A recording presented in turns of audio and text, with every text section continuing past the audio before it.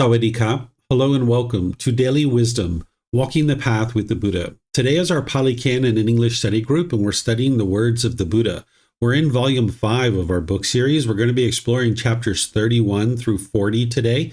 And the way that we do this program is it's more of a study group where students have possibly read before class or they're going to read after class. And now we come together and we just study the words of the Buddha. And then basically after a student will read the chapter, I'm going to share some teachings on that chapter. And then I'm going to open up to whatever questions students have. So if you've been studying these before or you plan to study them after class, this class is just meant to kind of support you in your learning. So welcome to all of you, whether you're joining for the first time or you're joining regularly. If you would like to volunteer to read and you're in Zoom, all you need to do is electronically raise your hand. And the same thing for questions. You can electronically raise your hand or put those in the comment section. For those of you guys that are in YouTube and Facebook, if you would like to ask a question, you can put that into the comment section and I'll be able to see that. So if there's anybody who's in Zoom who would like to volunteer to read this first chapter, just let me know. Looks like Pat, go ahead, sir.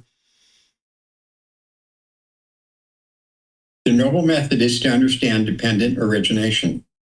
And what is the noble method that he has clearly seen and thoroughly penetrated with wisdom? Here, householder, the noble disciple attends closely and carefully to dependent origination itself thus. When this exists, that comes to be. With the arising of this, that arises. When this does not exist, that does not come to be. With the elimination of this, that is eliminated. That is, with ignorance as condition, volitional formations come to be. With volitional formations as condition, consciousness. With consciousness as condition, name and form. With name and form as condition, the 6 sense bases. With the 6 sense bases as condition, contact.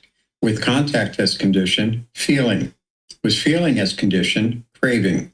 With craving as condition, clinging. With clinging as condition, existence. With existence as condition, birth. With birth as condition, aging and death, sorrow, grief, pain, displeasure, and despair come to be. Such is the cause of this whole mass of discontentedness. But with the remainderless fading away and elimination of ignorance, unknowing of her reality, comes elimination of volitional formations, choices, and decisions. With the elimination of volitional formations, elimination of consciousness. With the elimination of consciousness comes elimination of name and form.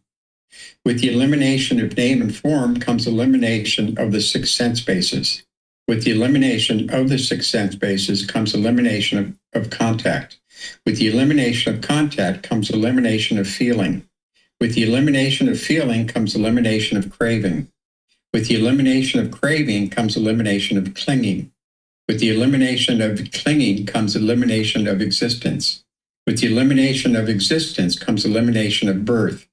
With the elimination of birth comes elimination of aging and death, sorrow, grief, pain, displeasure, and despair is eliminated. Such is the elimination of this whole mass of discontentedness. This is the noble method that he has clearly seen and thoroughly penetrated with wisdom. Thank you. All right. Thank you, Pat. So this book, Volume 5, is all about the first stage of enlightenment and the teachings that you're going to need to be able to get to the first stage of enlightenment, along with all the other parts of Volume 1, Volume 2, Volume 3, and Volume 4 as well. And one of the things that a person who's moving into that first stage of enlightenment needs is they need to be able to understand dependent origination. And this isn't a teaching that you just learn once and you know and understand it 5 minutes later. This is something that you really need to spend some time with to be able to absorb it and understand it. You know, sometimes it takes multiple months and even years for people to be able to understand this and gradually walk through it. But it's actually very simple at its core. If you kind of remove any kind of thoughts of complexity and that it should be complex or anything like that, you can actually look at this very simply. So here, this noble method that the Buddha is talking about, that a noble disciple has closely and carefully understood and penetrated, starts out with this simple way of looking at dependent origination. Just kind of, when this exists, that comes to be. With the arising of this, that arises. What the Buddha is talking about is how one thing leads to another that leads to another. Right? He's just showing this connection between one thing versus another. So like, because we chose to learn English, we can have conversations. And because we have conversations, we can have friends. And because we have friends, when we need to move to a new house, we can call them and perhaps they would be willing to assist us, right? So the whole reason why we're able to have people assist us to move our house is because we learned English, right? So there's this cause and effect, cause and effect, cause and effect. But also, when this does not exist, that does not come to be. With the elimination of this, that is eliminated. So if we do not learn English, then we cannot have conversations. And if we cannot have conversations, we cannot have friends. And if we don't have friends, when it's time to move to a new house, we don't have anybody that can help us, right? So this is the Buddha showing you that when this does not exist, that does not come to be. So when you don't speak a certain language, then it doesn't come to be that you have friends to help you move, right? So the Buddha is just helping you see this cause and effect in a real simple way. But then he goes into dependent origination, showing you the 12 interlinking steps that's leading to your discontentedness. And of course, your continued rebirth. So while there's all these details here, let's just look at it in summary form. What the Buddha is saying is with ignorance, there's going to be craving and clinging. And when there's craving and clinging, there's going to be sorrow, grief, pain, displeasure, and despair. This is what you learned as part of the 3 poisons or the 3 unwholesome roots, that when we talk about craving, anger, and ignorance, that craving, the longing, yearning, the anger, the hostility, and the bitterness, and the ignorance is the unknowing of true reality. One of the things that I say is that while we call it craving, anger, and ignorance, it's really because of ignorance that craving and anger continues in the mind. That's what the Buddha is helping you to see here in dependent origination, that the whole reason why you experience this discontentedness is because of ignorance. It's this unknowing of true reality, this lack of wisdom that we keep experiencing in the unenlightened state, all the anger, frustration, agitation, annoyance, because we walk around firmly believing that it's other people that are causing us to be angry or frustrated. So what the Buddha is helping you to be able to see in a detailed format here as you go through each one of these is why you experience discontentedness. Sure, in the Four Noble Truths, he penetrates into it and helps you to understand that it's craving, desire, attachment, the mind longing, yearning. But this is the detail. That really what it comes back to is it comes back to ignorance. And why this is helpful for you is it helps you to understand what is your goal in the path to enlightenment, is to cultivate wisdom. And that's why you're not believing any of his teachings. You're learning, examining, investigating them intellectually. You're then reflecting on them to verify whether they're true or false. And then you're practicing his teachings. And as you practice them, you're making decisions through that wisdom that you're experiencing.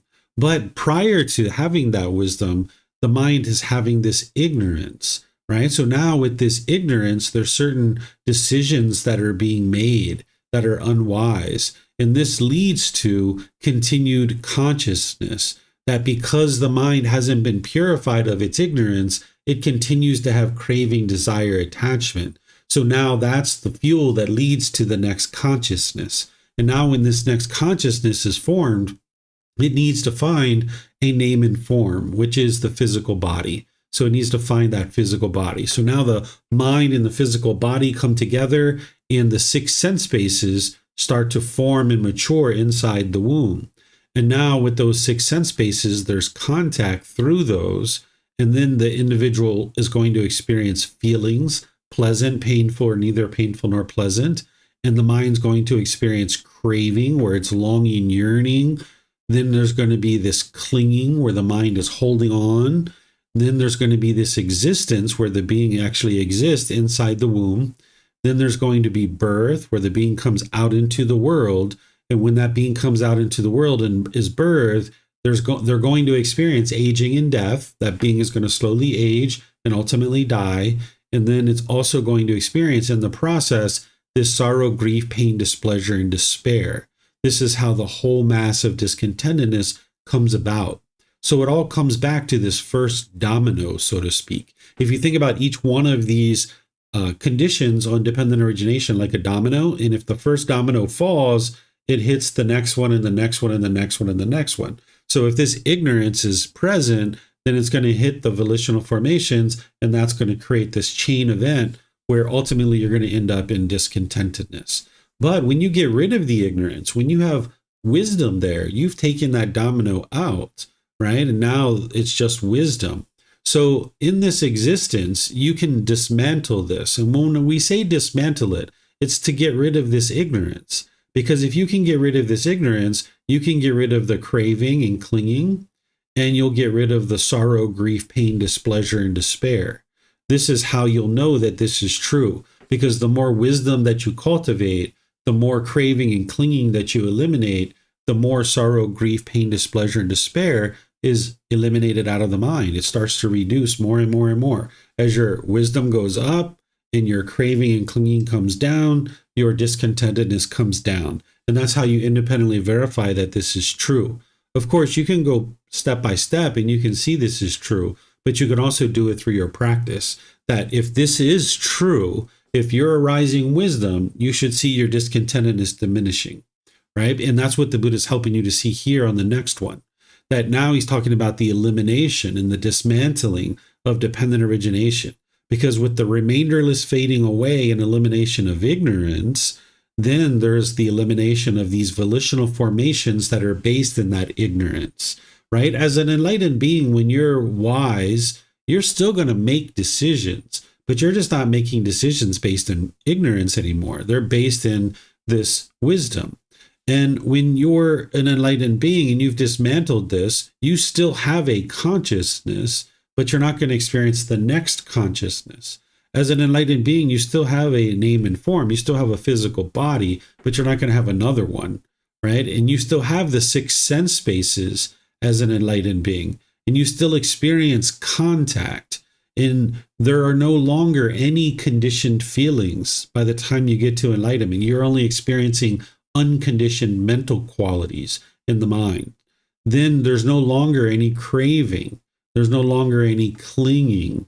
And you're still in this existence, but there's not going to be any future births. And you're still going to experience aging, where this body is going to continue to deteriorate over time. But when you get to the end of this life, we don't call it death. We call it final enlightenment, because that's where the body and the mind separate and that final attachment is eliminated. And by the time you get to enlightenment, you're no longer experiencing sorrow, grief, pain, displeasure, and despair. There is no longer any discontentedness. It's been completely eliminated, right? So you are dismantling this as part of your practice as you're growing and developing on the path. So I just thought I would kind of recap this a little bit since we studied it back in chapter 14. If you guys have questions on this now that you've maybe had some time to think about it and look at it and study it, let me know. You can put those into Facebook, YouTube, or in Zoom, or you can raise your hand in Zoom and ask any questions that you like. Okay, it looks like Kristen has a question. Go ahead, ma'am. Thank you, teacher.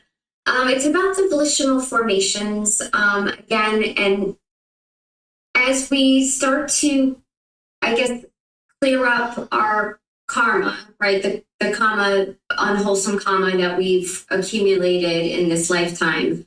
Is that when the volitional formations will start to cease? Like the choices and decisions will then become wholesome because we're clearing up some of that unwholesome karma from the past? Is that kind of, am I getting that right? Yeah, pretty much. By arising wisdom, you're making more and more wise decisions, right? Like now you're choosing to meditate. You're choosing to restrain your mind. You're choosing not to argue anymore. You're choosing not to put expectations on people. You know, you are making wise decisions, even though you're not yet enlightened. You're in the process of making wise decisions. So the ignorance is coming down and the wisdom is going up. And while you're still making, in the unenlightened state, some unwise decisions, you're making more and more and more wise decisions with all these things that you're learning. And as a result of that, that's what's cleaning up your karma, is that you're now making wise decisions. So you're making wiser and wiser and wiser and wiser decisions. Okay, thank you, teacher. Mm-hmm. Okay.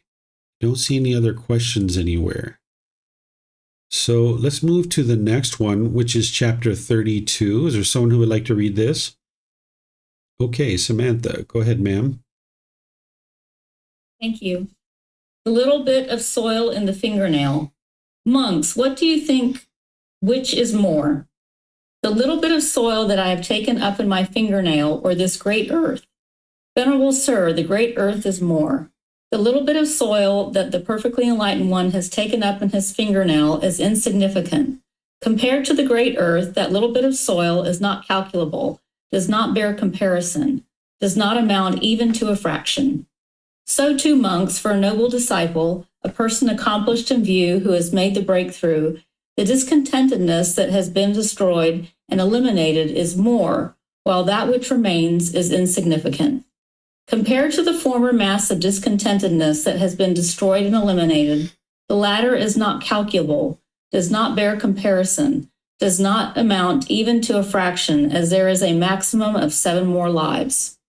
He is one who understands as it really is. This is discontentedness. This is the cause of discontentedness. This is the elimination of discontentedness. This is the way leading to the elimination of discontentedness. Therefore, monks, an effort should be made to understand. This is discontentedness. An effort should be made to understand. This is the cause of discontentedness. An effort should be made to understand. This is the elimination of discontentedness. An effort should be made to understand. This is the way leading to the elimination of discontentedness. All right. Thank you, ma'am.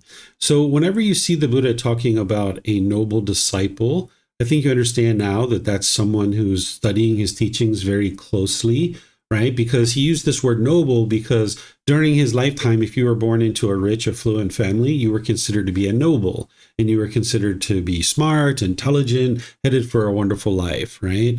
And if you were born into a family that lacked resources, you were not noble, right? So when people came to study with him, the Buddha was teaching that it's not about what family you're born into that determines whether you're noble or not. It's about how you cultivate wisdom in your actions and how you interact with people. So he would refer to anybody who was studying his teachings closely and who was developing wisdom as a noble disciple, someone who was studying his teachings very closely and they had cultivated a significant amount of wisdom. So it didn't matter which family you were born into, you were automatically considered to be noble to him because you were actually cultivating wisdom, and it wasn't your birth of which determined whether you're noble, it's your actions and how you chose to function through the wisdom that you had cultivated. And then when he talks about a person who's accomplished in view, this is usually where he's talking about a person who's in the first stage of enlightenment. But where you know that he's really talking about someone in the first stage of enlightenment is right here where he says, as there is a maximum of 7 more lives. So you know right away he's talking about someone who's in the first stage of enlightenment. And what he's talking about here is he's saying someone who's in the first stage of enlightenment, that the discontentedness that they've destroyed or eliminated is much more than that which remains. So one of the things that I teach you guys is as you're moving through the 4 stages of enlightenment, your discontentedness is diminishing. And you can see that here in the words of the Buddha, that by the time you get to that first stage of enlightenment, your discontentedness is a mere fraction of what it once was. There's still plenty of work for you to do on the path to enlightenment, being in that first stage of enlightenment, but you've seen a significant amount of improvement there. And you can see that here in the words of the Buddha, him sharing that as well. And the reason why is because this individual has made a breakthrough to understanding the 4 noble truths. This is discontentedness, the cause, the elimination, and the way leading to the elimination of discontentedness. That's the thing that's going to really help you and be the catalyst to helping you get to the point where you're dismantling and destroying discontentedness in the mind and eliminating it. Because until you penetrate into the 4 noble truths, we still believe that it's other people that are causing these discontent feelings. But more and more, we can see the truth for ourselves, that it's our own mind. And now when instead of pushing people away, being bitter, harsh, and hostile to them, or putting your expectations on people, you start to work on the real source of the problem, which is within one's own mind. And that's where you start applying the Eightfold Path. So that's why the Buddha says, hey, there should be this effort made to be able to get to the point where you've penetrated into the 4 noble truths, because if you can make your way to the first stage of enlightenment, your discontentedness is going to be a mere fraction of what it once was. It's going to be minimal. So here he's talking to people who aren't in the first stage of enlightenment. He's saying, hey, you guys should make an effort to learn these Four Noble Truths, because by the time you get to the first stage of enlightenment, you're going to experience a lot less discontentedness, right? So let me know what questions you guys have here on this particular chapter.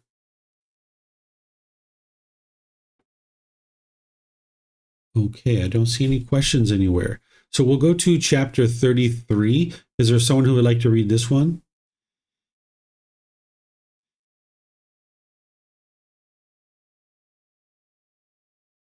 Okay, Samantha again. Go ahead, ma'am. The achievement of other communities cannot compare with the achievement of a noble disciple.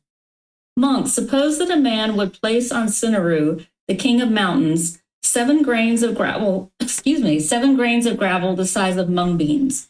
What do you think, monks? Which is more, the 7 grains of gravel the size of mung beans that have been placed there, or Sinaru, the king of mountains? Venerable sir, Sinaru, the king of mountains, is more. The 7 grains of gravel the size of mung beans are insignificant. They do not amount to 100th part or 1,000th part or 100,000th part of Sinaru, the king of mountains. So too, monks, the achievements of ascetics, Brahmins, and wanderers of other communities do not amount to 100th part or 1,000th part or 100,000th part of the achievement of a noble disciple, a person accomplished in view who has made the breakthrough. So great an achievement, monks, is a person accomplished in view, so great in direct knowledge and experience. All right. Thank you, ma'am. So again, the Buddha is talking about a noble disciple here, someone who studied closely.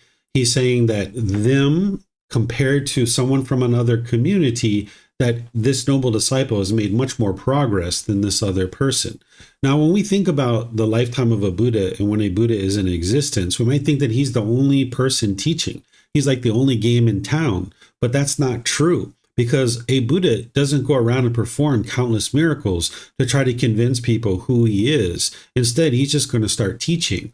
And then if he was wise enough to be able to get to enlightenment by himself, he would be wise enough to be able to start sharing his teachings without people knowing that he's a Buddha. And now people can independently verify his teachings, train the mind, and actually experience more and more of the qualities of enlightenment and getting to enlightenment. So there were other people that were teaching and claiming that it was their teachings that lead to enlightenment.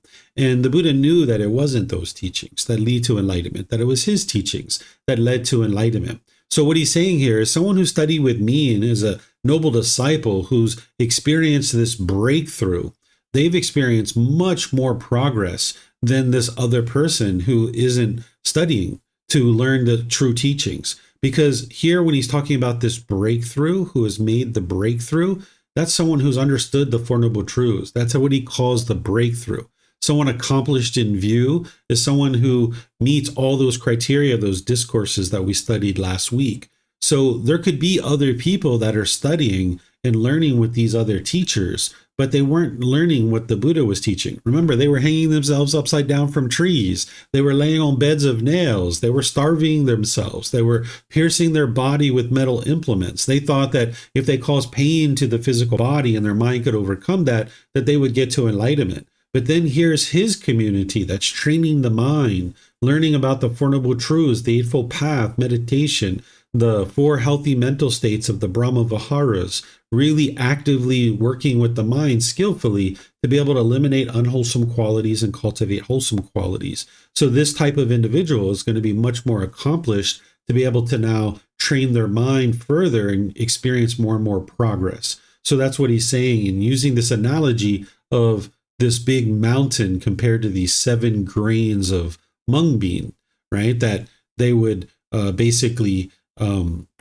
be paled in comparison. The size of this mountain is much larger than these little grains of gravel the size of mung beans, right? And it's the same thing, that the accomplishments of someone who's truly studying the true teachings is going to be way more significant than somebody who's not doing those same things.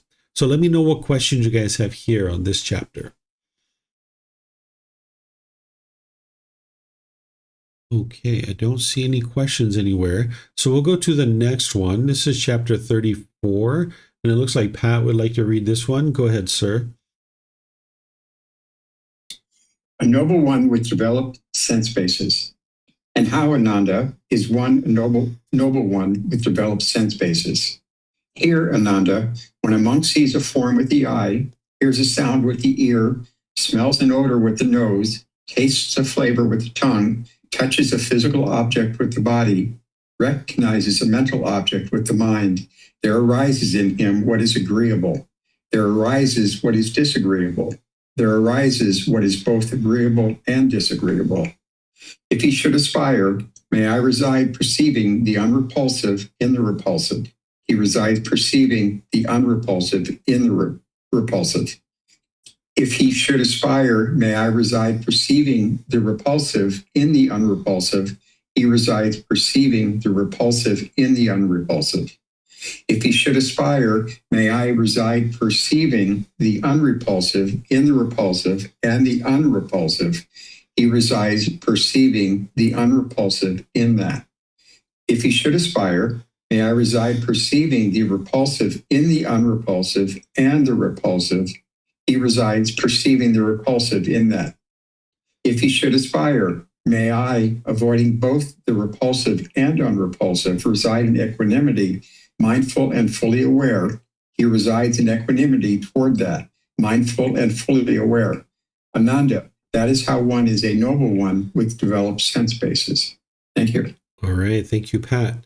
So I think that you guys have all studied this 6 sense bases to a certain degree. We have a book coming up, volume 9, where we're going to go into that in more detail. But essentially what you've maybe come to understand is that the mind has those 10 fetters, and one of the fetters is sensual desire, where the mind is longing, yearning through the sense bases of the eyes, ears, nose, the tongue, the body, and the mind itself. It's craving and longing, yearning for agreeable contact. And when you have agreeable contact through your sense bases, there's these pleasant feelings that are experienced. They're conditioned based on that contact that the mind sees as agreeable. Based on its sensual desire, it sees this thing as agreeable. But then the problem with that is that when you experience contact that the mind considers to be disagreeable, you're going to get painful feelings like anger, sadness, frustration, and others. So the mind's central desire is seeing contact as agreeable and disagreeable, and it's flipping back and forth between this, and it can only be happy when it has agreeable contact. So what you ultimately would like to get to is what the Buddha is talking about down here in the last sentence. But what he's talking about here in these others is he's saying, hey, if you would like to perceive the unrepulsive in the repulsive, meaning if you would like to perceive the agreeable in the disagreeable, then you'll see that. That's what you're going to see. But if you would like to see the disagreeable in the agreeable, or the repulsive in the unrepulsive, then that's what you'll see, right? And he goes through these different statements. But he says, if you have the thought and you aspire that may I avoid both the repulsive and unrepulsive, meaning the disagreeable and the agreeable, meaning you don't have that in your mind any longer, that you don't see contact as either agreeable or disagreeable, or repulsive or unrepulsive, and you just reside in equanimity, where your mind is calm and composed, where you have mindfulness, where there's awareness of mind and you're fully aware of the mind, then that's what you'll reside in. And that's how you develop your sense bases, is that you get to a point where no matter what you experience through the sense bases, that you can reside with equanimity. Because if you're walking down the street and you smell flowers and you get so excited and happy about that, when you take a few more steps and you smell the sewer, you'll be repulsed by that and be like, oh, that's horrible. And you'll be disgusted, right? But in that situation, your mind doesn't have equanimity where you're calm and composed. Instead, you can walk past the flower shop and be like, wow, that smells really wonderful. That's an amazing smell. But your mind can understand this is not permanent. This is an impermanent situation. Don't cling to it. Because now you walk a few more steps and you smell the sewer. And it's like, wow, that's pretty ripe. Let me just keep walking. Right? No need to be upset, no need to be frustrated. You can reside with equanimity. And the way you do that is having mindfulness or awareness of your mind, that anytime you see your mind pulling towards the agreeable and craving and trying to cling to that, you restrain your mind and pull it back. And anytime you see your mind pushing away the disagreeable or the repulsive, you restrain the mind and you pull it back and don't allow it to do that. And now more and more, your mind won't see things as repulsive or unrepulsive or agreeable or disagreeable. It'll just reside with this full awareness and equanimity where you can be calm and composed no matter what you experience. So you'll just have cheerfulness, gladness, and brightness in your mind at all times. Because with this favoring and opposing, or this agreeable or disagreeable, this unrepulsive and repulsive in the mind, you can only be happy when you get what you want, when you're getting agreeable contact. But when you experience disagreeable contact, you'll be angry or frustrated. So by getting rid of that, you can just be cheerful and pleased and uplifted at all times. So the Buddha is explaining this is what it is that you would really like to be focused on. If you focus on these other ones, then yeah, that's the way you're going to think. That if you perceive the unrepulsive and the repulsive, then yeah, that's what you're going to perceive. Or if you perceive the repulsive and the unrepulsive, then yep, that's what you're going to perceive. But that's not what you're interested in continuing to experience. You would like to get to the point where that agreeable and disagreeable contact in the mind doesn't even exist. You just understand this is all impermanent, and sometimes you're going to experience this type of thing, and sometimes you're going to experience that type of thing, and that's just normal. And you can remain, with equanimity and calmness regardless. So let me know what questions you guys have here on this chapter. This is chapter 34. Okay, I don't see any questions. So we'll go to chapter 35. Is there someone who would like to read this one? Okay, it looks like Kristen. Go ahead, ma'am. Thank you, teacher. Difference in understanding of teachings between a stream enterer and an arahant. First discourse. Monks, there are these 5 aggregates subject to clinging. What 5? 1. The form aggregate subject to clinging. 2. The feeling aggregate subject to clinging. 3. The perception aggregate subject to clinging. 4. The volitional formations, choices, decisions aggregate subject to clinging. 5. The consciousness aggregate subject to clinging. When monks, a noble disciple understands, as they really are, the cause and the disappearance, the gratification, the danger, and the escape in the case of these 5 aggregates subject to clinging. Monks, then he is called a noble disciple, who is a stream enterer, no longer bound to the nether world, fixed in destination, with enlightenment as his destination. When monks, having understood as they really are the cause and the disappearance, the gratification, the danger, and the escape in the case of these 5 aggregates subject to clinging, a monk is liberated by non-clinging. Then he is called a monk who is an arahant, one whose taints are destroyed, who has lived the holy life, done what had to be done, laid down the burden, reached his goal, completely destroyed the fetters of existence, one completely liberated through final knowledge, wisdom. All right. Thank you, ma'am. Yeah. So here the Buddha is making a distinction between a stream enterer, someone in the first stage of enlightenment, and someone who's an arahant, someone who's actually enlightened. And this is the first discourse because he's going to talk about some other things too here that's different between these two people, right? So remember, never look at the Buddha's teachings in isolation. You need to look at them in the totality because he'll share this discourse, but then he's going to share something else and something else and something else. So it's not just one discourse that paints the whole picture.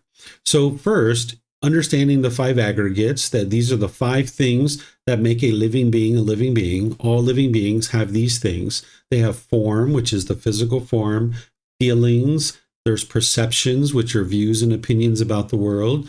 Then there's volitional formations, which are choices and decisions.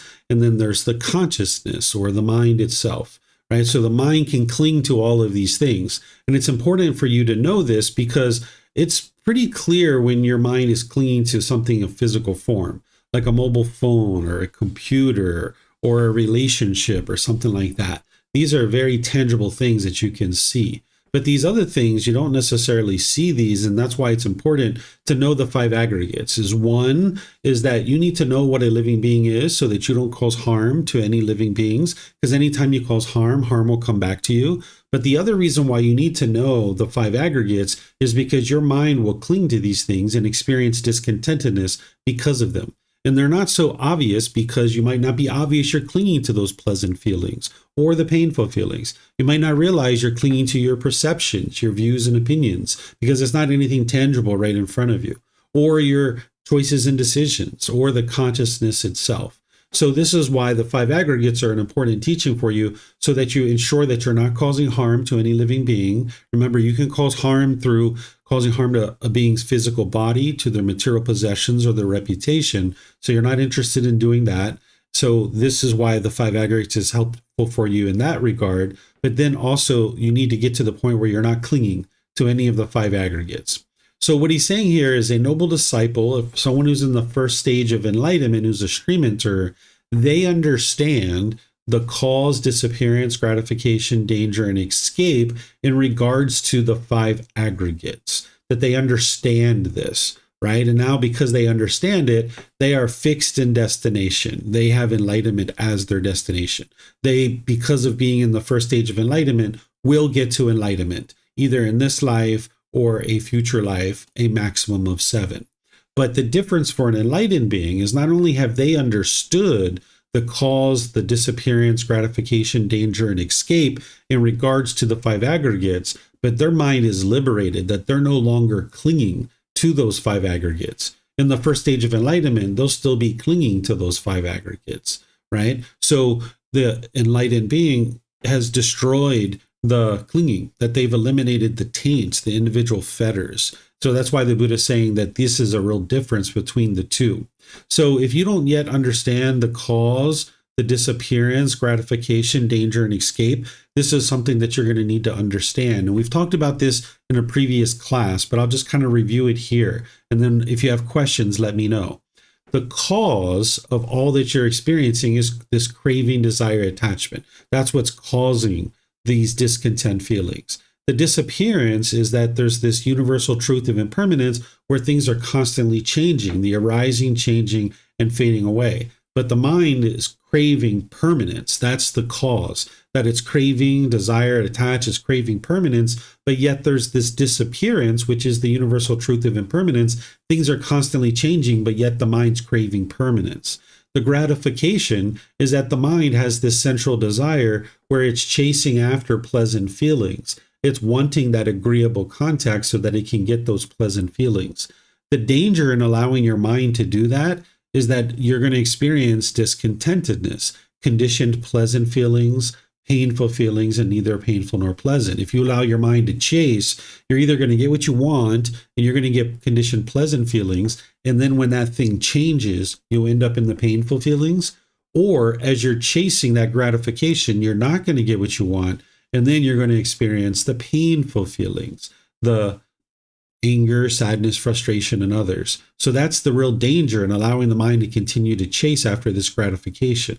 Then there's the escape, which is the Eightfold Path. The Eightfold Path is the perfect plan that's going to help you to eliminate all of this, where you can eliminate the craving, desire, attachment. You can eliminate the initial cause of all of this. So you need to understand the cause, disappearance, gratification, and danger, that these five aggregates, clinging to them is just going to produce discontentedness, and they will disappear. They are impermanent. All of this that you're experiencing is impermanent. And if you keep allowing your mind to get gratification based on clinging to any of these five aggregates, then the danger of that is you're going to experience discontentedness. And the way to escape that is the Eightfold Path. So this is how a person in the first stage of enlightenment will have an understanding of the cause, the disappearance, the gratification, the danger, and the escape. But the person who's actually enlightened, not only have they understood that, but they've actually trained their mind well enough with the Eightfold Path that they no longer are clinging to any of those five aggregates, that they still exist, but they're no longer clinging to it. So they're not clinging to the physical form. They're no longer experiencing conditioned feelings. They're no longer clinging to any perceptions. They're no longer clinging to volitional formations, and they're no longer clinging to the consciousness. Their mind's fully liberated, and now they're completely peaceful and joyful. So let me know what questions you have here where the Buddha is making this distinction between a stream enter and an arahant, an enlightened being, because an enlightened being has eliminated the clinging to these five aggregates, where a person in the first stage of enlightenment will just understand what they are and the cause, the disappearance, the gratification, the danger, and the escape.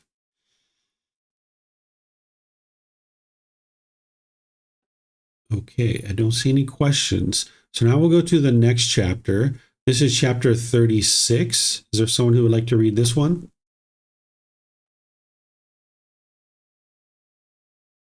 Okay, Samantha. Go ahead, ma'am. Difference in understanding of teachings between a stream enterer and an arahant. Second discourse. Monks, there are these 6 sense bases. What 6? The eye, the ear, the nose, the tongue, the body, the mind. One, monks, a noble disciple understands as they really are the gratification, the danger, and the escape in the case of these 6 sense bases. Then he is called a noble disciple who is a stream enterer, no longer bound to the netherworld, fixed in destiny, with enlightenment as his destination. Monks, there are these 6 sense bases. What 6? The eye, the ear, the nose, the tongue, the body, the mind. When monks, having understood as they really are, the gratification, the danger, and the escape in the case of these 6 sense bases, a monk is liberated by non-clinging. Then he is called a monk who is an arahant, one whose taints are destroyed, who has lived the holy life, done what had to be done, laid down the burden, reached his own goal, completely destroyed the fetters of existence, one completely liberated through final knowledge and wisdom. All right. Thank you, ma'am. So here, this is a second discourse where now we understand that a person in the first stage of enlightenment will understand the 6 sense bases. They will understand what these are. That's what the Buddha is saying here, that they'll understand the gratification, the danger, and the escape. The gratification is that the mind, with its central desire, is longing, yearning through these sense spaces, wanting permanently agreeable contact. The danger in that is if you get what you want, you're going to get conditioned pleasant feelings. But then when that condition changes, because it will change, you're going to end up in the painful feelings.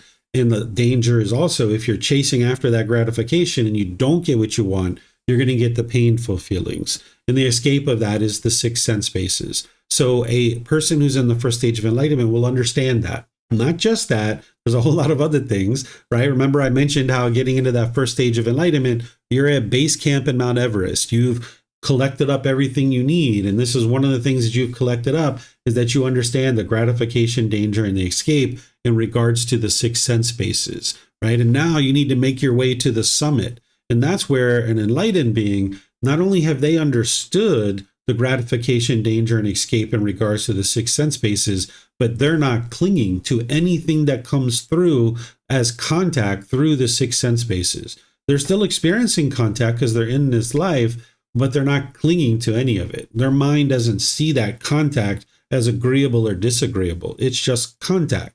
That's all it is. That person isn't really disrespecting me. They're just saying things that are disrespectful.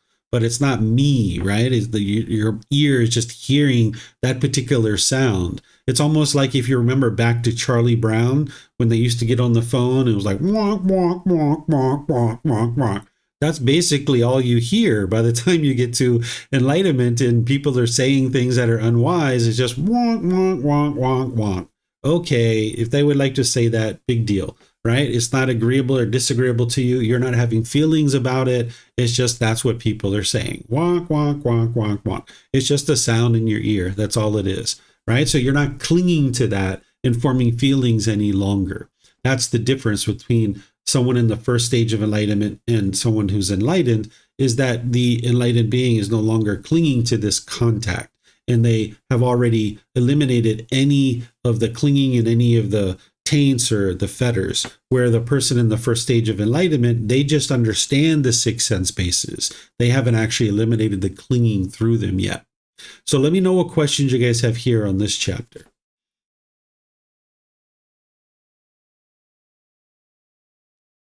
Okay, I don't see any questions. So now we'll go to the next one. This is chapter 37. Is there someone who would like to read this one? Okay, Mr. Pat. Go ahead, sir. One who cultivates fully reaches fulfillment. One who cultivates in parts succeeds in part. Monks, every half month, more than 150 training guidelines come up for recitation. Clansmen who aspire for their own good train in these. These are all comprised with these three trainings. What three? The training in the higher virtuous behavior, moral conduct, the training in the higher mind, mental discipline, and the training in the higher wisdom. These are the three trainings in which all this is comprised. Here, monks, a monk fulfills virtuous behavior, concentration, and wisdom. He falls into wrongdoing in regard to the lesser and minor training guidelines and rehabilitates himself. For what reason? Because I have not said that he is incapable of this, but in regard to those training guidelines that are fundamental to the spiritual life, in practice of the spiritual life, his behavior is constant and steadfast. Having undertaken the training guidance, he trains in them. With the destruction of the taints, he realizes for himself with direct knowledge, experience in this very life, the taintless liberation of mind, liberation by wisdom, and having entered upon it, he resides in it. If he does not attain to penetrate this with the complete destruction of the 5 lower fetters, he is an attainer of nibbana, between one life and the next. If he does not attain and penetrate this with the complete destruction of the 5 lower fetters, he is an attainer of nibbana upon landing. If he does not attain and penetrate this with the complete destruction of the 5 lower fetters, he is an attainer of nibbana without extra effort. If he does not attain and penetrate this with the complete destruction of the 5 lower fetters, he is an attainer of nibbana and with extra effort. If he does not attain and penetrate this with the complete destruction of the 5 lower fetters, he is one bound upstream, heading toward the heavenly realm. If he does not attain and penetrate this with the complete destruction of the 3 fetters, with the diminishing of craving, anger, and ignorance, unknowing of true reality, he is a once returner who, after coming back to this world only one more time, makes an end of discontentedness. If he does not attain and penetrate this with the complete destruction of the 3 fetters, he is a one seed attainer who, after being reborn once more in human existence, makes an end of discontentedness. If he does not attain and penetrate this with the complete destruction of 3 fetters, he is a family-to-family attainer who, after roaming and wandering on among wholesome families 2 or 3 times, makes an end of discontentedness.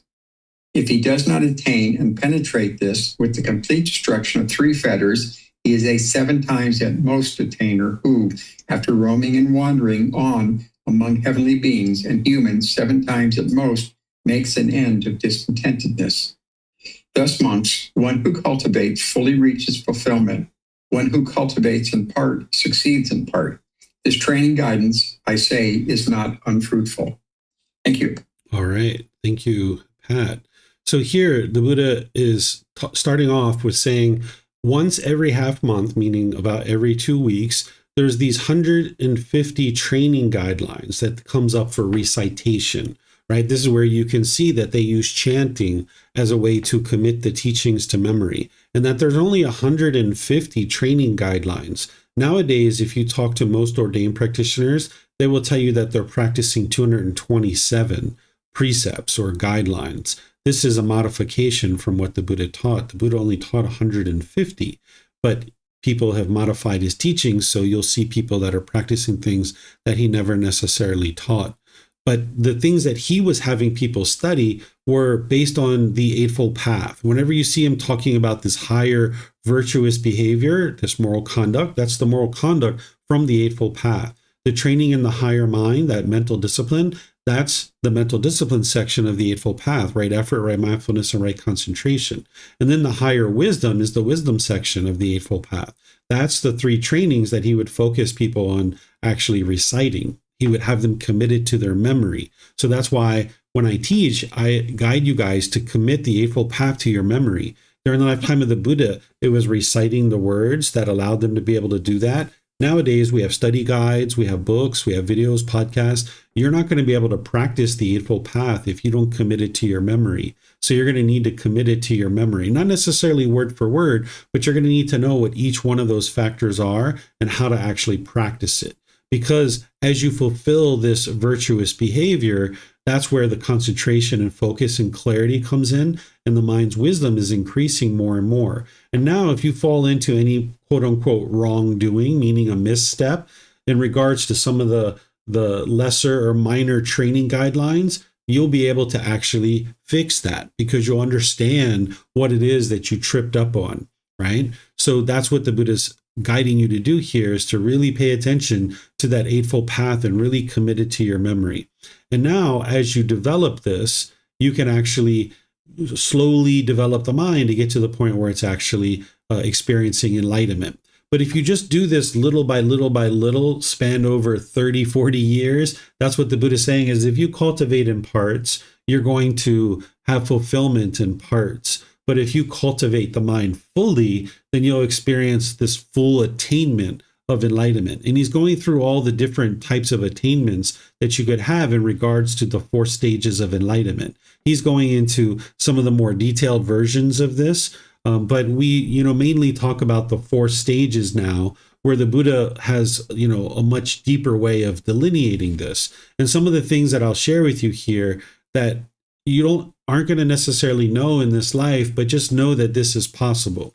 That the Buddha, first of all, is talking about here that someone who completely purifies the mind, destroying the taints, then this person's mind is liberated. They're actually enlightened. They fully cultivated the mind, so they're fully experiencing the realization of enlightenment, right? But now as you have less and less attainments, when you're not really cultivating the mind so much, now it's kind of going down and down and down and down.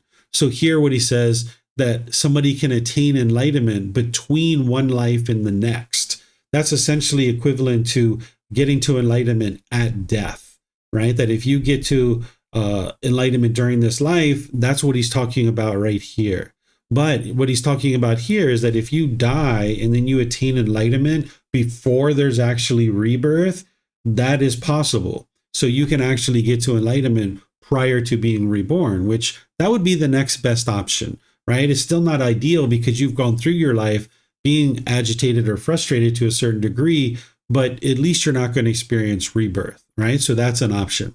Another option here is that you can actually get to a point where you attain enlightenment upon landing, meaning as soon as the consciousness comes into that next existence, that you can actually get to enlightenment in that moment, right? So now there's not enlightenment in your previous life, there's not enlightenment at death, but now once the consciousness lands into a name and form, then an individual can get to enlightenment there at that moment. But oftentimes when that's occurring, then there's actually potentially a miscarriage or the baby's not born or something like that. That can actually happen at that point where maybe this being had gotten rid of all of his cravings, except there was one craving left, which it was still clinging to existence and wanted to exist in a human form. And now, boom, it lands into a human form. It extinguishes that craving. And now maybe it even ends up, perishing in the womb of the woman. So this is where every time someone has a miscarriage, it doesn't necessarily mean that something quote unquote bad has happened. It might have been that this being actually attained enlightenment upon landing, right? Then we have other options here where a being could actually get to this next life, and now they will attain to enlightenment without this extra effort, that it wasn't really much of a struggle for them, that they've eliminated the 5 lower fetters, and now in this next life, they're going to get to enlightenment without much extra effort. And then the next one is that there's actually extra effort, meaning there's struggle there. The next one is that they're actually being reborn in the heavenly world. That's a non-returner. And then these others you've studied before, a once returner, and then the various types of stream enterers. So let me know what questions you guys have here, where the Buddha is just saying like, hey, you can cultivate this path fully and you can reach fulfillment fully, or you can do it in little bits and pieces and parts. But obviously the idea would be to fully reach fulfillment, where you get to enlightenment in this life. So let me know what questions you guys have here. Okay, I don't see any questions anywhere. So now we'll go to the next chapter. This is chapter 38. If you guys would like to volunteer to read this one, just let me know. Okay, Kristen, go ahead, ma'am. Thank you, teacher. 7 kinds of persons found existing in the world similar to those in water.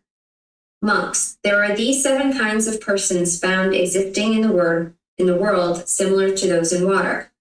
What 7? 1. Here, some person has gone under once and remains under. 2. Some person has risen up and then goes under. 3. Some person has risen up and stays there. 4. Some person has risen up, sees clearly, and looks around. 5. Some person has risen up and is crossing over.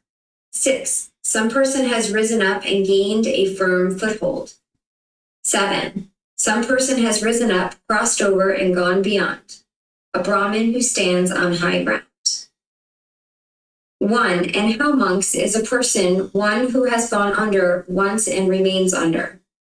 Here, some person possesses exclusively black, unwholesome qualities. In this way, a person is one who has gone under once and remains under. 2. And how is a person one who has risen up and then goes under? Here, some person has risen up, thinking. Good is confidence in cultivating wholesome qualities. Good is the sense of moral wrongdoing in cultivating wholesome qualities.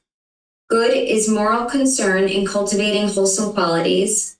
Good is energy in cultivating wholesome qualities. Good is wisdom in cultivating wholesome qualities. However, his confidence does not become stable or grow, but rather diminishes. His sense of moral wrongdoing, moral concern, energy, wholesome qualities, and wisdom does not become stable or grow, but rather diminishes. In this way, a person goes under, is one who has risen up and then goes under. 3. And how is a person one who has risen up and stays put? Here, some person has risen up. Good in confidence in cultivating wholesome qualities. Good is the sense of moral wrongdoing in cultivating wholesome qualities. Good is moral concern in cultivating wholesome qualities. Good is energy in cultivating wholesome qualities. Good is wisdom in cultivating wholesome qualities. His confidence neither diminishes nor grows, it just stays put. His sense of moral wrongdoing, his moral concern, his energy, and his wisdom neither diminishes nor grows. It just stays put. In this way, a person is one who has risen up and stays put. 4. And how is a person who has risen up, sees clearly, and looks around? Here, some person has risen up. Good in confidence in cultivating wholesome qualities. Good is a sense of moral wrongdoing in cultivating wholesome qualities. Good is moral concern in cultivating wholesome qualities. Good is energy in cultivating wholesome qualities. Good is wisdom in cultivating wholesome qualities. With the complete destruction of the 3 fetters, this person is a stream enterer, no longer subject to rebirth, in the lower world, fixed in destination, heading for enlightenment. It is in this way that a person is one who has risen up, sees clearly, and looks around. 5. And how is a person one who has risen up and is crossing over? Here, some person has risen up. Good in confidence in cultivating wholesome qualities. Good is the sense of moral wrongdoing in cultivating wholesome qualities. Good is moral concern in cultivating wholesome qualities. Good is energy in cultivating wholesome qualities. Good is wisdom in cultivating wholesome qualities. With the complete destruction of the 3 fetters, and with the diminishing of craving, anger, and ignorance, a knowing of true reality, This person is a once returner who, after coming back to this world only one more time, will make an end to discontentedness. It is in this way that a person is one who has risen up and is crossing over. 6. And how is a person one who has risen up and gained a firm foothold? Here, some person has risen up, good in confidence in cultivating wholesome qualities. Good is a sense of moral wrongdoing in cultivating wholesome qualities. Good is a moral concern in cultivating wholesome qualities. Good is energy in cultivating wholesome qualities. Good is wisdom in cultivating wholesome qualities. With the complete destruction of the 5 lower fetters, he is of spontaneous birth in the heavenly realm, due to attain final nibbana, final enlightenment, there without returning from that world. It is in this way that a person is one who has risen up and gained a firm foothold. 7. And how is a person one who has risen up, crossed over, and gone beyond, a Brahmin who stands on high ground? Here, some person has risen up, good in confidence in cultivating wholesome qualities. Good is a sense of moral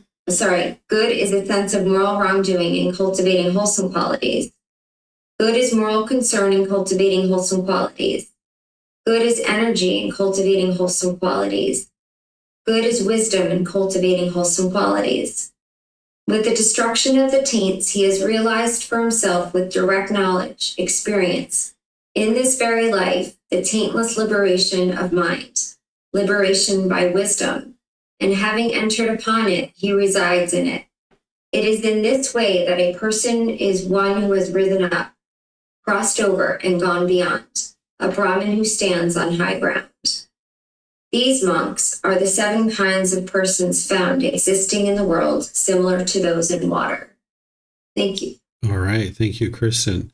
So the Buddha uses these analogies to be able to help you to remember his teachings, because if you can remember a story, it's much easier for you to remember what he's teaching. So he's talking about these 7 types of development that someone would experience on the path to enlightenment. And if you spend any amount of time interacting with people, you will see these types of individuals. I've seen all these types of individuals, right? This first one, what he's talking about is someone who's just really unwholesome. They have unwholesome qualities, and they're really not interested in doing any kind of work to improve the condition of their mind. He's talking about this person as someone who's gone under and remains underneath the water, right? They're basically drowning, right? The second person, he's talking about one who has risen up and then goes under. That this person, thinks, oh, good is confidence in developing these wholesome qualities and doing all these other wholesome things. Like, wow, that's really, really good. However, their confidence doesn't become stable and grow, but rather it diminishes, right? So this person is basically risen up and like, wow, this is really great. But then they go under the water, right? And now this third one is a person who has risen up and stays put. That they rise up and like, wow, it's so great to be able to cultivate all these wholesome qualities. People get really enamored with the teachings of the Buddha. Oh my gosh, I can't imagine that all these teachings are actually there. But their confidence never grows, right? It doesn't diminish, but it doesn't grow. It just stays put. And because of that, they don't actually make their way further on the path. It's just like, wow, this is all great. This path is really great. They just see the greatness in it, but they don't actually develop their confidence to really put forth effort to be dedicated, determined, and diligent to grow on the path. Then a person who has risen up, sees clearly, and looks around. This is an individual who has the confidence in developing these wholesome qualities, and then they eliminate the 3 fetters. This is the person who is a stream enter, right? They've gotten to that first stage of enlightenment. Right. And now he's talking about a person who's risen up and is crossing over. This is someone who's like, wow, these teachings are really great. There's all this wholesome qualities, and they actually eliminate the 3 fetters, but then they also diminish number 4 and 5. Here he's talking about it as craving, anger, and ignorance, and it's just diminished. This is a once returner. Right. This is a person who's risen up and they're crossing over. They're about to get to enlightenment in their next life. Then the 6th one is a person who has risen up and gained a firm foothold. This is a person who rises up, is like, wow, look at all these great teachings. And then they actually eliminate the 5 lower fetters. This is someone who is a non-returner, and they're going to be reborn in the heavenly realm and attain enlightenment there. And then there's the 7th type of person who has risen up, crossed over, gone beyond, a Brahmin standing on high ground. And this is someone who rises up, is like, wow, look at all these great teachings. They develop their mind, they eliminate all the 10 fetters, and they actually experience enlightenment. So the Buddha is talking about this development and this type of person that you'll encounter as these 7 types of people who come to actually learn the teachings. And if you're around the teachings enough, you'll actually see this. So let me know what questions you guys have here. This is chapter 38, the 7 kinds of persons found existing in the water, similar to those, existing in the world, similar to those in water. So it looks like Samantha has put a question in here. She says, chapter 38, one of my favorite teachings, terrific examples and analogies. Okay, yeah. All right, let me see if we have any questions or anything anywhere else. I don't see anything. So, all right, let's go to the next one, which is chapter 39. Is there someone who would like to read this one?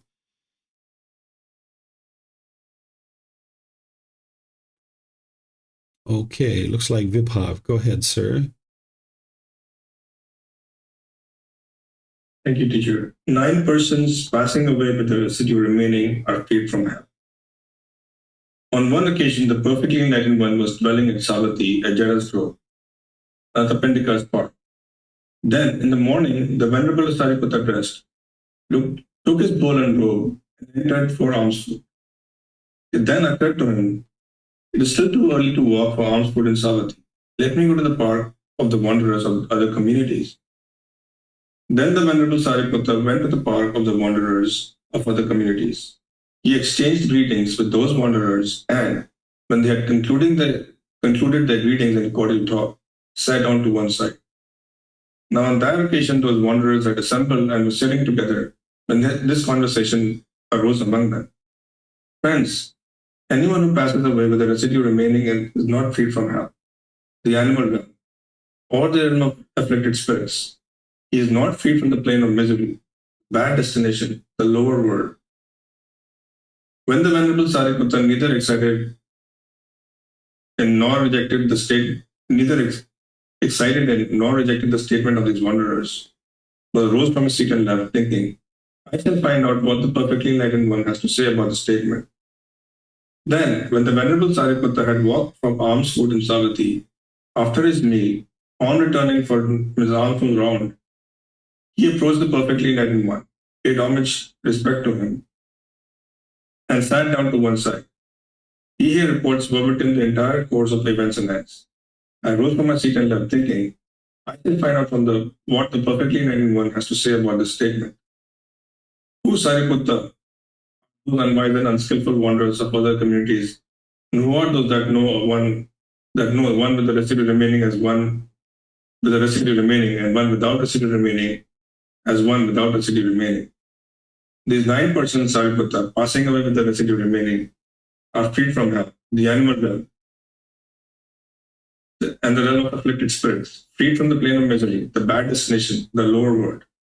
What 9? 1. Here, Sariputta, such a person fulfills virtuous behavior, moral conduct, and concentration, mental discipline, but cultivates wisdom only to a moderate extent. The complete destruction of the 5 lower fetters, this person is an attainer of Nibbana, enlightenment, between one life and the next. This is the first person, passing away with the residue remaining, who is freed from hell, the animal realm, and the realm of afflicted spirits, freed from the plane of misery, the bad destination, the lower world.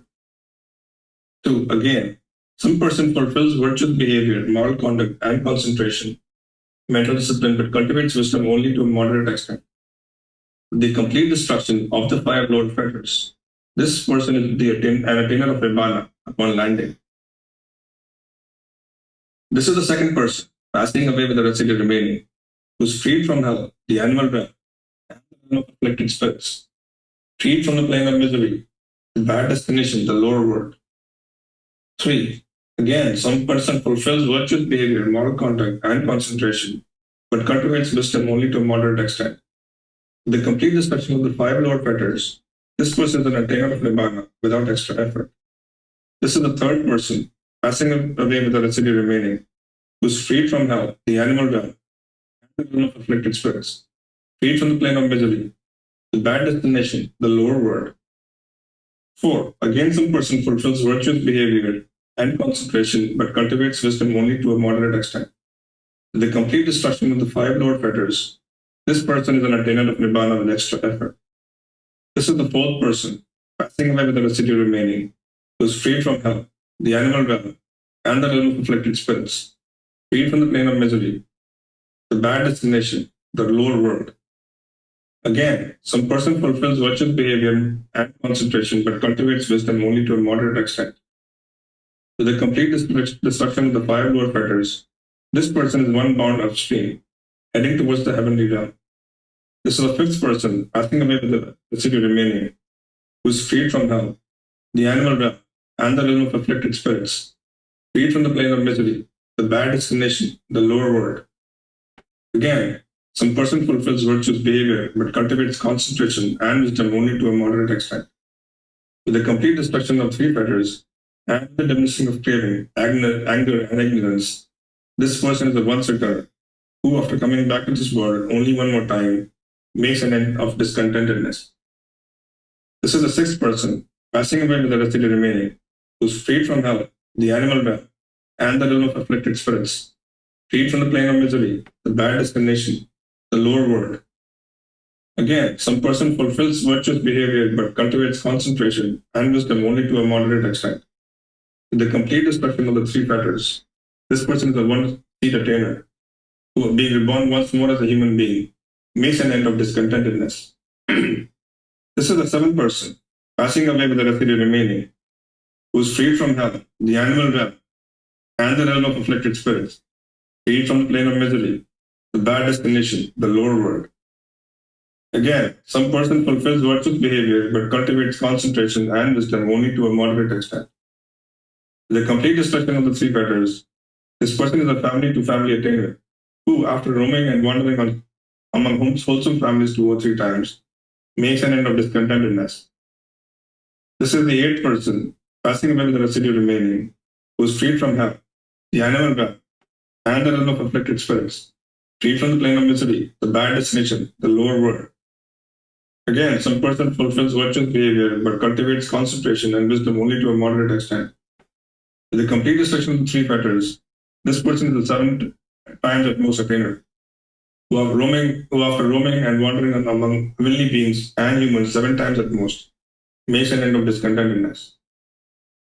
This is the 9th person, passing away with the residue remaining, who is freed from hell, the animal realm, and the realm of afflicted spirits, freed from plane of misery, the bad destination, the lower world. Who, Sariputta, are those unwise and unskillful wanderers of other communities? And who are those that know one with the residue remaining as one with the residue remaining, and one without residue remaining as one without residue remaining? These 9 persons, passing away with the residue remaining, are freed from the hell, the animal realm, and the realm of afflicted spirits, freed from the plane of misery, the bad destination, the lower world. Sariputta had not been disposed to give this teaching exposition to the male and female ordained practitioners, male household practitioners, and female household practitioners. For what reason? I was concerned that on hearing this teaching exposition, they might take to the ways of complacency. However, I have spoken this teaching exposition for the purpose of answering the question. Thank you. All right. Thank you, Vibhav. So this student of the Buddha's, Sariputta, who was one of his very close students, was off kind of interacting with these students from other communities. Because as I've shared, there were other people who were teaching at different times, and they were claiming that if somebody has residual remaining in their mind, remaining a residual amount of craving and clinging, a residual amount of pollutions in their mind, that they're not free from the lower realm. And when Sariputta heard this, he didn't get excited about this. He didn't either confirm or deny it. He just went and talked to the Buddha to ask the Buddha the question, like, hey, these other people are saying that, if you still have a residual amount of craving or clinging in your mind, you could still be reborn into the lower realms. right? And the Buddha is like, hey, who are these unwise and unskillful wanderers of other communities who, first of all, that they know that one still has a residual remaining, or one is without residual remaining? Because how would that person even be able to determine that, right? Because a Buddha would be able to determine that kind of thing, but this, average person who's a student from another community, they wouldn't be able to even determine whether someone has a residual amount of craving and clinging in their mind or not, right? So that's the first thing that the Buddha shares. And then he's saying, well, there are these 9 persons that actually have a residual amount of pollution in the mind, but they're actually free from hell, the animal realm, and the realm of afflicted spirits, which is in exact contrast to what these other people had shared with Sariputta. And then the Buddha goes through a detailed description of each individual type of person that has a residual amount of craving in the mind, a residual amount of pollutions in the mind, but yet they're free from the hell realm, the animal realm, and the realm of afflicted spirits. So he goes through these 9 different types of individuals, helping Sariputta to be able to see that, hey, these are people that have residual amounts of craving and clinging, and they're free from the lower realms. And then ultimately what the Buddha says is, hey, I wasn't planning to actually share this teaching with you guys because he was concerned that it would actually produce complacency among the students. So he wasn't interested in them knowing this necessarily, that with this residual amount of craving and clinging, that they could be freed from this lower realms. And that instead, what a Buddha is doing is he's focusing their mind on getting to enlightenment. And he wasn't interested in them getting complacency. So let me know what questions you guys have here on this chapter. Looks like Vibhav has a question. Go ahead, sir.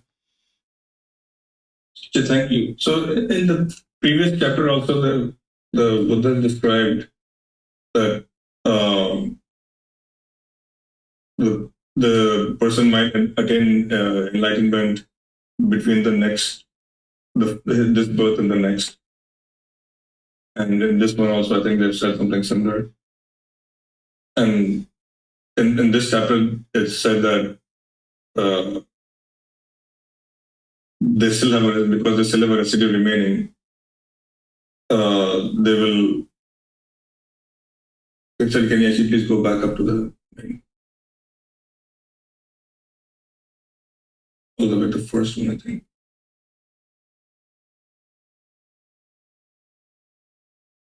Yeah, so here this describes a person who fulfills the virtuous behavior, concentration, and mental discipline. But with the complete destruction of the 5 lower fetters, the person is an attainer of nibbana between one life and next. But this is because they all have a residue remaining. But because they're passing away with the residue remaining, they are freed from hell and animal realm and realm of afflicted spirits. But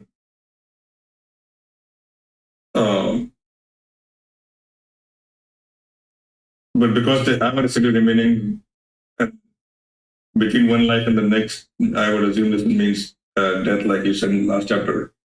Does it mean that at this point they will not be attending nibbana, right? Because they still have some residue remaining, and at some consequent phase of between this life and the next life, they will attain nibbana. Exactly. They didn't attain it during their life, but between one life and the next, the mind has experienced enlightenment. And in the previous chapter also, I think this is described as between one life and the next. Mm-hmm. Same thing. Is it described differently? Because I think that the way you explain it is my understanding is that you said that they will attain nibbana. Yeah, that's the same thing. When we say that someone attains enlightenment at death, it's the same thing as between one life and the next. Okay. But you also the other way also, there's also a way of attaining nibbana, like at the time of dying, like if you have completely removed all your fetters and all the 10 fetters. Yeah, so that's different from saying that. Yeah. That's still between one life and the next. Because between one life and the next, it can be anywhere from the moment of death all the way until the moment before there's a new birth. Or I'm sorry, between the moment before a consciousness reaches the new name and form, the new physical body. Okay, so all those things could happen if you completely destroyed all the 10 fetters and you attain nirvana at death, or if you don't destroy all the fetters but you destroy between one life and the next, they're all classified the same way as. Yeah, because at death is that life is over now. So you're now have gotten to the other side of that line. So the line is death, and now if you're attaining enlightenment at death, you're just over the line. And this right here, the Buddha is drawing that big wide area from death until the consciousness would potentially reach another name and form. So I guess my question here is then, I guess second question would be like, how would one attain enlightenment between one life if they're not fully extinguished all the five Lord? This is the complete destruction. They haven't they have not destroyed all the five higher fetters. Right. And they don't have a chance of, they have not been born into another realm. How would they get a chance to like practice the teachings in a way that they would then the mind be? Go ahead. Read from the. Mm-hmm. The mind is separate from the body, right? So you've got the body, you've got the mind, and then there's the combination of the two, and the person is training the mind. So it's the mind that needs the training. So there doesn't need to be a physical body in order for the mind to do the work.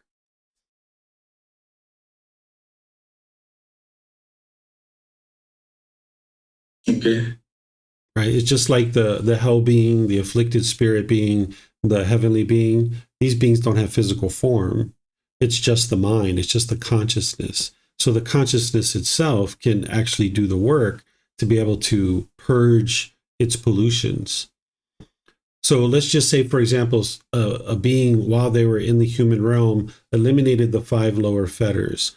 And then let's just say they did all the other work, like I gave the example before, except they still have this craving for form or craving for formless. And they really want to be reborn into another life. But somewhere between one life and the next, they've eliminated it. Or they eliminate it once they land into that next life. Right. So there can be a residual amount of craving and clinging like that, where there's still a craving for existence, but it could be extinguished in between lives or as soon as you land in that new life. There's also things like conceit, and I mean, I guess conceit is probably the one thing that if you have in the one of the five lower or higher fetters, which seems, at least to me, that you need to practice. One will need to practice like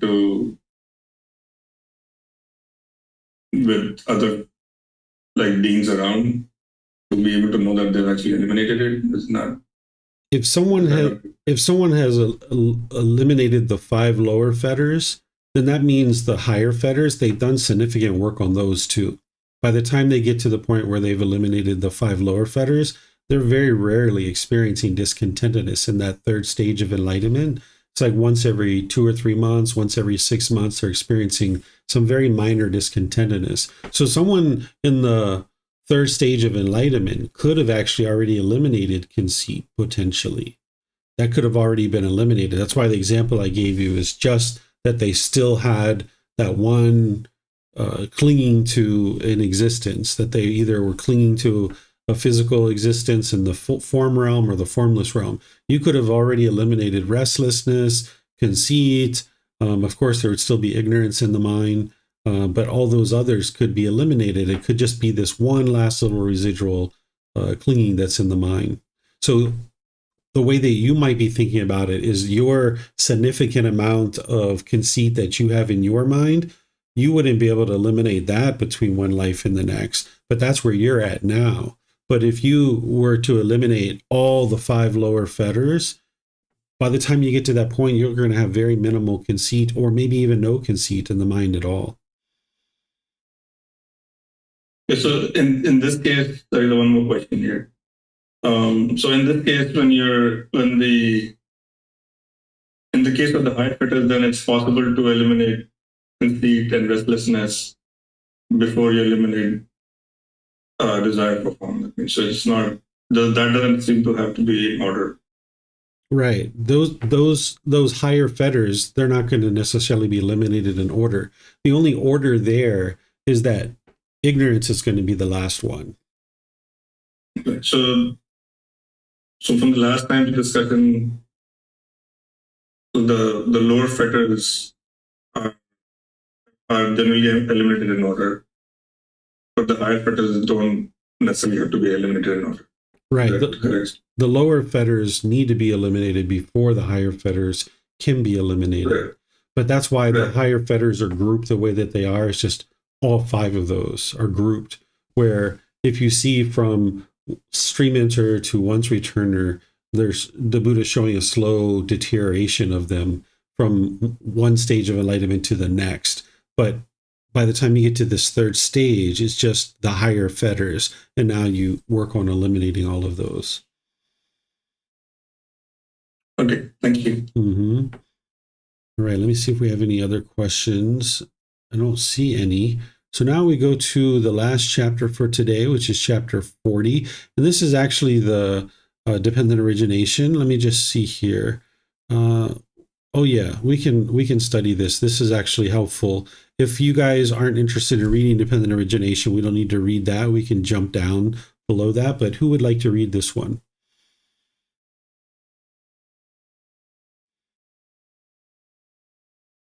Okay, so it looks like Samantha. Samantha, if you're not interested in reading this, you don't need to read that first part. It's really this next part, which is really unique here from what we're studying today. Okay. So essentially what the Buddha does Just start with number 1. Yeah, so the Buddha talks about dependent origination, and he walks all the way through it, and he talks about the elimination of all of dependent origination, and then now once he gets to the end of dependent origination, he says this. Okay. Monks, knowing and seeing in this way, would you run back to the past thus? We are in the past. Were we not in the past? What were we in the past? How were we in the past? Having been what did we become in the past? No, venerable sir. Knowing and seeing in this way, would you run forward to the future thus? Shall we be in the future? Shall we not be in the future? What shall we be in the future? How shall we be in the future? Having been what shall we become in the future? No, venerable sir. Knowing and seeing in this way, would you now be inwardly confused about the present thus? Am I? Am I not? What am I? How am I? Where has this being come from? Where will it go? No, venerable sir. Monks, knowing and seeing in this way, would you speak thus? Our teacher is respected by us. We speak like this out of respect for our teacher. No, venerable sir.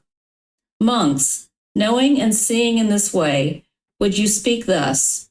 Our ascetic says this, and so do other ascetics. It is only because of them that we say this. No, venerable sir. Monks, knowing and seeing in this way, would you acknowledge another teacher? No, venerable sir.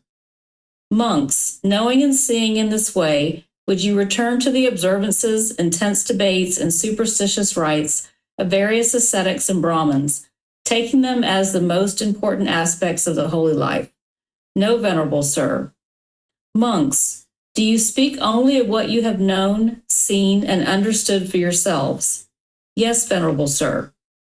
Good monks, so you have been guided by me with this teaching, which is visible here and now, immediately effective, inviting inspection, onward leading, to be experienced by the wise for themselves.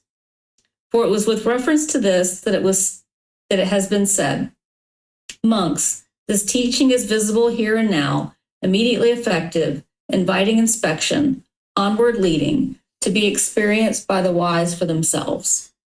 Okay, thank you, ma'am. So what the Buddha does here is he basically talks about the elimination of the causes and conditions that are leading to discontentedness. He's talking about the dismantling of dependent origination. And then he goes into these questions that he asks his students saying, are you just essentially, saying these things because of, what you've heard from other people or what other people have told you and all these other things? And the Buddha's like, no.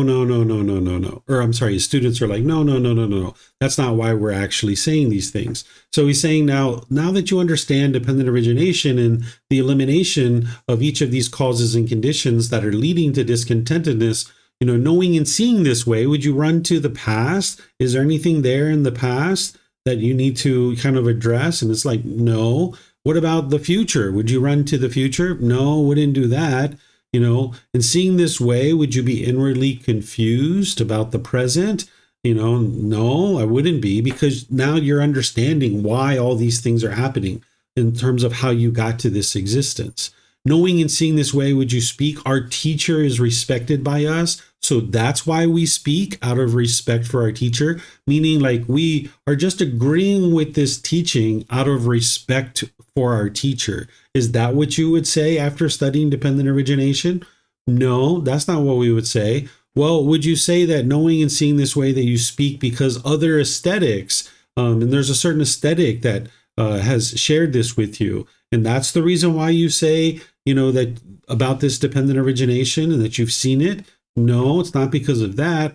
Well, would you be able to acknowledge another teacher and some other teacher who would be teaching? No, because they understand that this dependent origination is the truth. And now, knowing and seeing this way, would you return to observances, intense debates, and superstitious rites of various aesthetics and Brahmins, thinking that those things are the most important aspects of the holy life?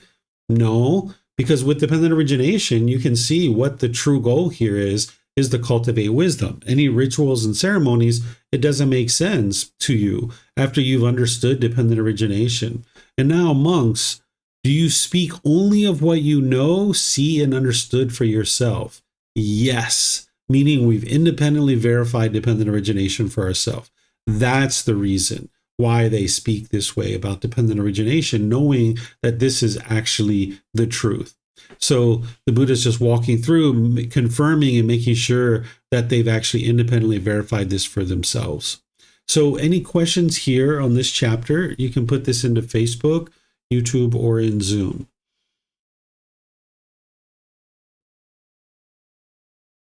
Okay, I don't see any questions anywhere.